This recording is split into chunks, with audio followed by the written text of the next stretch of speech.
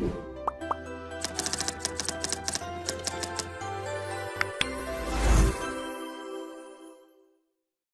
lagi di channel Pak Budi Guruku. Materi hari ini kita akan belajar tentang teorema Pitagoras. Nah, bagaimana caranya? Langsung saja ke soalnya. Nah, sebelum ke soal, perhatikan bahwa teorema Pitagoras itu hanya berlaku pada segitiga siku-siku. Nah, pada teorema Pitagoras itu ada 3 rumus umum.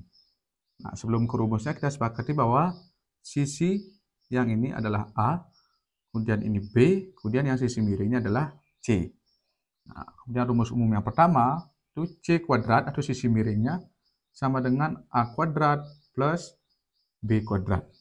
Kemudian A kuadrat sama dengan C kuadrat dikurangi B kuadrat. Kemudian kalau yang ditanyakan B kuadrat sama dengan C kuadrat atau sisi miringnya dikurangi A kuadrat. Nah, jadi ini adalah rumus umum pada teorema Pitagoras. Nah, soalnya bagaimana? Nah, misalnya soal yang pertama,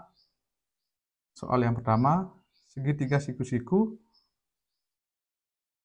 Nah, misalnya pada sisi A-nya ini adalah 4, kemudian yang lagi satu 3, kemudian yang ditanyakan sisi C atau sisi miringnya. Mohon maaf, tanda-tandanya. Nah, bagaimana caranya? Tinggal kalau ada yang ditanyakan C atau sisi miring, tinggal masukkan yang ini. C kuadrat sama dengan A kuadrat ditambah B kuadrat. Sama dengan A kuadrat, A didapatkan 4 kuadrat ditambah B 3 kuadrat sama dengan 4 kuadrat sama dengan 16. Kemudian 3 kuadrat sama dengan 9. 16 tambah 9, 25. C kuadrat ini sama dengan 25. Kalau yang ditanyakan C, lanjutkan di samping. Kalau yang ditanyakan C artinya akar dari 25. Berapa? 5. Kenapa 5? Karena 5 kali 5 sama dengan 25. Itu untuk mencari segitiga siku-siku yang bagian miringnya kalau kedua sisinya 4 dan 3. Nah, bagaimana kalau soalnya seperti ini?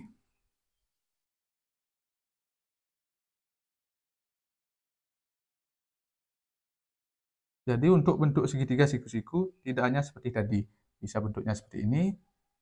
Nah, kemudian diketahui sisi miringnya adalah 13. Kemudian sisi yang lagi satunya adalah 5. Nah, kemudian yang ditanyakan adalah sisi yang ini. Anggap sisi ini adalah A. Kemudian ini yang B. Kalau yang ditanyakan A, maka yang digunakan adalah rumus yang kedua ini. A kuadrat sama dengan C kuadrat dikurangi. Kenapa dikurangi? Karena sisi miringnya sudah diketahui atau C-nya diketahui, kurangi B kuadrat. Nah, A-nya ditanyakan jadi sama dengan C kuadratnya berapa? 13 kuadrat dikurangi B-nya berapa? 5. 5 kuadrat sama dengan 13 kali 13 sama dengan 169. Dikurangi 25, jawabannya adalah 144. Nah, karena A kuadrat sama dengan 144, A sama dengan akar dari 144. Ya, berapa akar dari 144?